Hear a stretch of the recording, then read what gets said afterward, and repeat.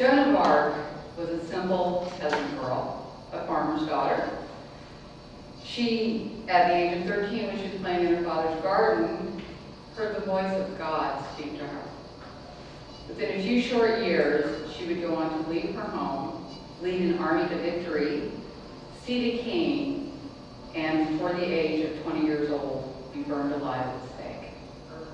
Today we're going to take a closer look at the life of Joan of Arc, from her humble beginnings to her rise to glory, to her eventual death, martyrdom, and sainthood.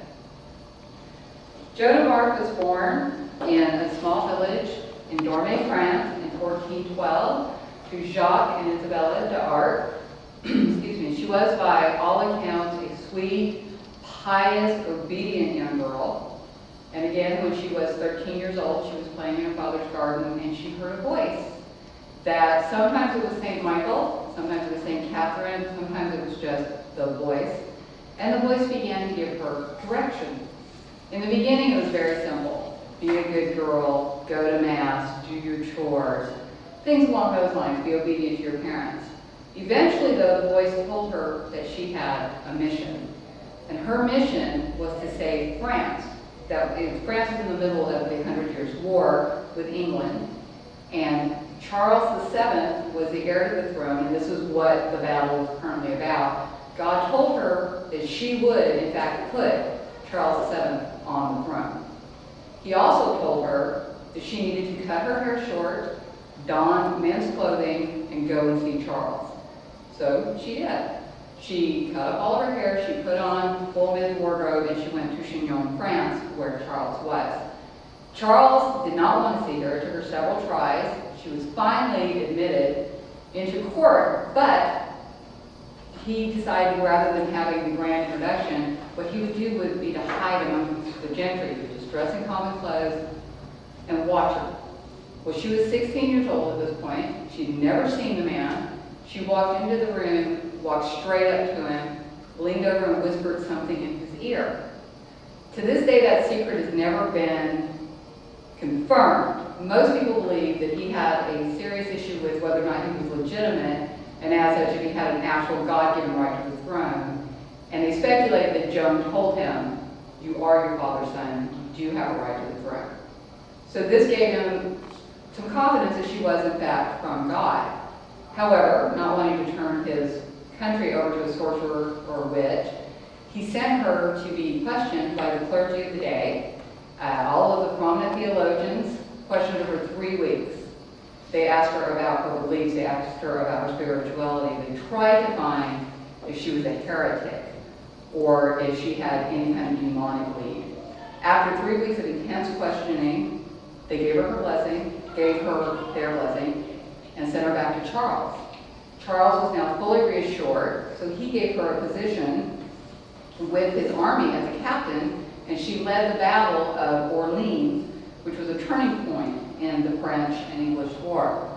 After the battle was won, Charles was seated. She led the procession to France to put him on the throne. Shortly thereafter, he decided that the war was enough and he wanted to end it. Joan, however, didn't believe this was part of God's mission for her, and she refused to help him, which made him very angry. A few months later, in a battle with the English, she was captured, and Charles left her there. He totally abandoned her.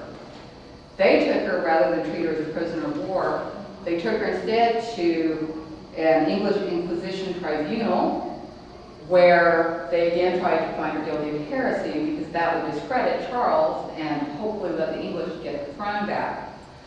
Unfortunately for them, they couldn't find any heresy in her. However, they did get her to agree to sign a statement renouncing her voices and saying it wasn't the voice of God.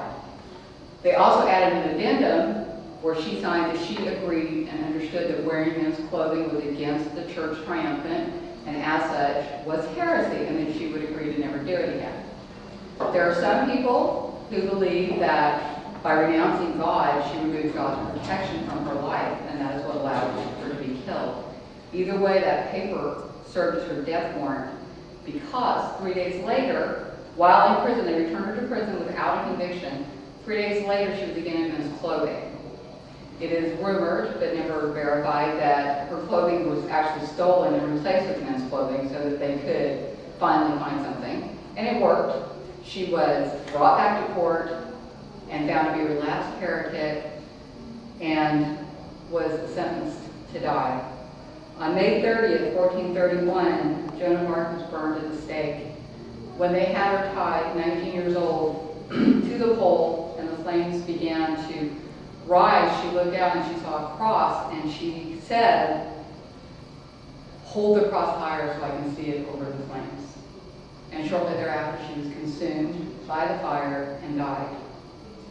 In 1445, there was a nullification trial. This is 20 years later. The war is finally over. Charles is comfortable in his command, and they decided they're going to try and turn over her conviction and take the heresy off of her name. This is where we get a lot of the information about Joan of Arc, according to biography.org, which has her story on there. Villagers that she grew up with, people who knew her, people who were in battle with her, her priests, all testified. So we have a written historical account, firsthand, which is very rare, of Joan of Arc. Excuse me. The verdict was eventually overturned and her name cleared.